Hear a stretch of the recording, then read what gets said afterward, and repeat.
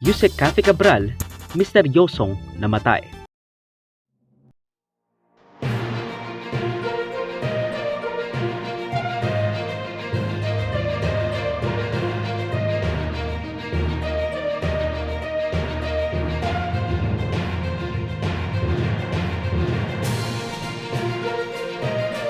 Engineer Maria Catalina Cabral, decades in public service, dose-dosenang parangal, ang pinakaunang babaeng undersecretary sa DPWH, degrees in both local at internationally renowned universities, found dead after a trillion-peso controversy in an apparent accident/S-word.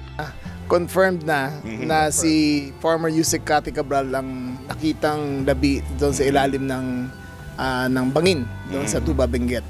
Siya ay isinagawa ng isang autopsy at DNA swab, at unofficially yung DNA swab ay lumabas na siya talaga yon. Sa follow-up investigation, number one, walang sa kotse, walang signs of struggle, walang blood stains.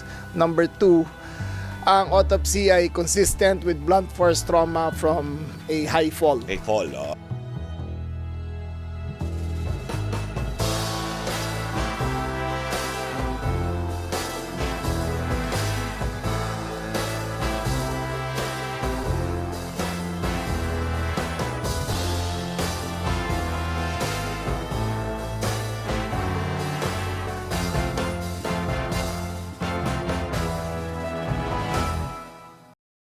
Now, this is a sensitive topic kasi again, this is a recent death. And most importantly, hindi pa siya napapatunayang may sala sa kahit anong alegasyon laban sa kanya. She is survived by her husband and kids. But if this story is left unknown to the people, we are doomed to repeat whatever happened in the past. Lalo na kay Cabral, na malamang sa malamang, magiging scapegoat sana.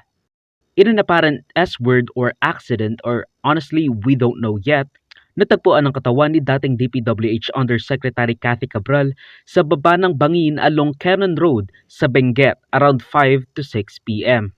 The cause of death? Blunt force trauma with all signs pointing to a deliberate fall ayon kay DILG Secretary John Vic Remulla. The initial reports show that with all certainty that she died of blunt force trauma. So, ang nakita namin ay basagan dito niya, likod ng ulo. Ang ribs niya ay